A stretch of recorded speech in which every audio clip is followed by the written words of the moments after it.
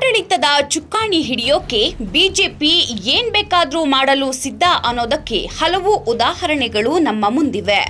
ಜನಮತ ಸಿಗದಿದ್ರೂ ಪರವಾಗಿಲ್ಲ, ಆಪರೇಷನ್ ನಡೆಸಿಯಾದ್ರೂ ಅಧಿಕಾರ ಹಿಡಿಯೋದು ಕಮಲ ನಾಯಕರ ಲೆಕ್ಕಾಚಾರ.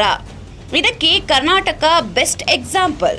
ಇದೀಗ ಇಡೀ ದೇಶದ ಬಹುತೇಕ ರಾಜ್ಯಗಳಲ್ಲಿ ಬಿಜೆಪಿ ಸರ್ಕಾರ ಇದೆ. ಆದರೆ ಕೇಂದ್ರ ಸ್ಥಾನ ದೇಶದ ಹೃದಯ ಭಾಗದಲ್ಲಿ ಬಿಜೆಪಿ ಮಕಾಡೆ ಮಲಗಿತ್ತು. ಲೋಕಸಭೆಗೆ ಬಿಜೆಪಿಗೆ ವೋಟ್ ನೀಡಿದ ಜನ ವಿಧಾನಸಭೆಯಲ್ಲಿ ಕೇಜ್ರಿವಾಲ್ ಅವರನ್ನ ಒಪ್ಪಿಕೊಂಡಿತ್ತು. ಇಲ್ಲಿ ಆಪರೇಷನ್ ಸಾಧ್ಯ ಇಲ್ಲ ಅನ್ನೋದನ್ನ ಅರಿತ ಬಿಜೆಪಿ ಒಂದು ಹೆಜ್ಜೆ ಮುಂದೆ ಹೋಗಿ ಮಸೂದೆ ಮೂಲಕ ಕೇಜ್ರಿವಾಲ್ ಸರ್ಕಾರವನ್ನ ಆಟಕ್ಕುಂಟು ಲೆಕ್ಕಕ್ಕಿಲ್ಲ ಎಂಬಂತೆ ಮಾಡಿದೆ. ಮನೆಯ ಯಜಮಾನನಾದ್ರೂ ತಿಜೋರಿ ಬೀಗದ ಕೈ ಸಿಎಂ ಕೇಜ್ರಿವಾಲ್ ಬಳಿ ಇಲ್ಲ. ಹಾಗಾದ್ರೆ ಬಿಜೆಪಿ ಎನ್ಸಿಟಿ ಮಸೂದೆಯಲ್ಲಿ ಏನಿದೆ? ಕ್ಷಣ ಕ್ಷಣಕ್ಕೂ ಬಿಜೆಪಿ ವಿರುದ್ಧ ರಣಕಹಳೆ ಮೊಳಗಿಸ್ತಿದ್ದ ಆಪ್ ಸರ್ಕಾರಕ್ಕೆ ಕೇಂದ್ರ ಮೂಗುದಾರ ಹಾಕ್ತಾ ಅನ್ನೋ ಪ್ರಶ್ನೆಗೆ ಉತ್ತರ ಇಲ್ಲಿದೆ. ಸರ್ಕಾರ ಪದದ ಅರ್ಥವೇ ಬದಲಿಸಿದ ಬಿಜೆಪಿ, ದೆಹಲಿ ಸರ್ಕಾರದ ಅಧಿಕಾರ ಕಿತ್ತುಕೊಂಡ ಕೇಂದ್ರ. 5 ಪುಟಗಳ ಈ ಮಸೂದೆಯನ್ನ ವಿರೋಧಿಸಿರೋ ವಿಪಕ್ಷಗಳು ಇದು ಪ್ರಜಾಪ್ರಭುತ್ವದ ಕೊಲೆ ಅಂತ ಕಳವಳ ವ್ಯಕ್ತಪಡಿಸಿವೆ.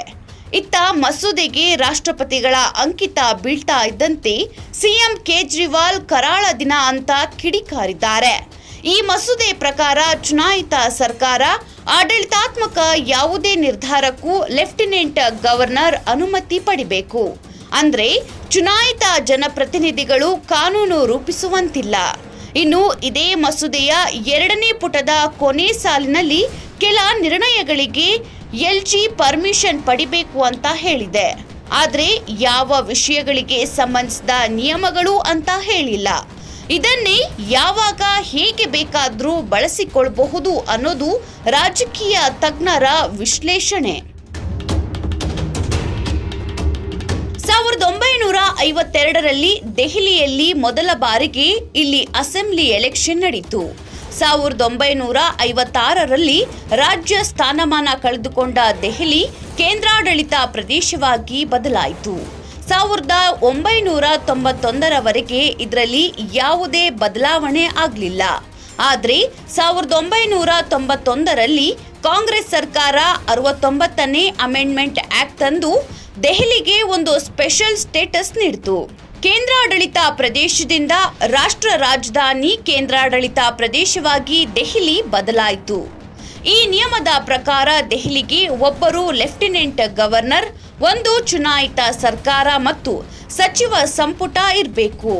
ಭೂಮಿ, ಪೊಲೀಸ್, ಪಬ್ಲಿಕ್ ಆರ್ಡರ್ ಹೊರತುಪಡಿಸಿ ಉಳಿದೆಲ್ಲ ವಿಷಯಗಳಲ್ಲಿ ರಾಜ್ಯಗಳ ರೀತಿ ದೆಹಲಿಯ ಚುನಾಯಿತ ಸರ್ಕಾರ ಕಾನೂನು ರೂಪಿಸಬಹುದು ಎಂದು ಹೇಳಿತ್ತು.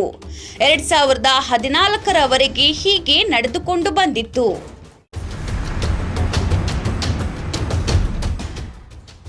ಈ ಹಿಂದೆ ದೆಹಲಿ ಸಿಎಂ ಆಗಿದ್ದ ಬಿಜೆಪಿ ಮದನ್ ಲಾಲ್ ಮೋಹನ್ ಮಾಜಿ ಪ್ರಧಾನಿ ವಾಜಪೇಯಿ ದೆಹಲಿಗೆ ಪೂರ್ಣ ಪ್ರಮಾಣದಲ್ಲಿ ರಾಜ್ಯ ಸ್ಥಾನಮಾನ ನೀಡುವ ವಿಷಯ ಮುನ್ನೆಲೆಗೆ ತಂದ್ರು. ಇನ್ನು ವಿಶೇಷ ಏನಪ್ಪಾ ಅಂದ್ರೆ 2014ರ ಚುನಾವಣಾ ಪ್ರಣಾಳಿಕೆಯಲ್ಲಿ ಬಿಜೆಪಿ ಈ ಆಶ್ವಾಸನೆಯನ್ನ ನೀಡಿತ್ತು. ಆದರೆ ಈಗ ಇರುವ ಸ್ಥಾನಮಾನಗಳನ್ನ ಸಹ ಕಿತ್ತುಕೊಳ್ತಿದೆ. ಕಾಂಗ್ರೆಸ್ ಆಪ್ ಸಹ ಪ್ರಣಾಳಿಕೆಯಲ್ಲಿ ಈ ಭರವಸೆ ನೀಡಿತ್ತು. ಆದರೆ ಮೊದಲ ಬಾರಿಗೆ ಆಪ್ ಸರ್ಕಾರ ರಚಿಸಿತ್ತು. 2015ರಿಂದ ಸಿಎಂ ಮತ್ತು ಲೆಫ್ಟಿನೆಂಟ್ ಗವರ್ನರ್ ನಡುವೆ ಜಟಾಪಟಿ ಸ್ಟಾರ್ಟ್ ಆಯಿತು. ಅಧಿಕಾರ ಕಳೆದುಕೊಂಡ ಬಿಜೆಪಿ ಹೊಸ ಕಾನೂನು ತರೋ ಮೂಲಕ ಗವರ್ನರ್ ಮುಖೇನ ಹಸ್ತಕ್ಷೇಪಕ್ಕೆ ಮುಂದಾಯಿತು. ಇದನ್ನ ಪ್ರಶ್ನಿಸಿ ಆಪ್ ಸರ್ಕಾರ ಹೈಕೋರ್ಟ್ ಮೊರೆ ಹೋಗಿತ್ತು. ಆದ್ರೆ ಹೈಕೋರ್ಟ್ ಕೇಂದ್ರ ಗೃಹ ಇಲಾಖೆಯ ಸರ್ಕ್ಯುಲರ್ ಸರಿ ಅಂತ ಹೇಳ್ತು.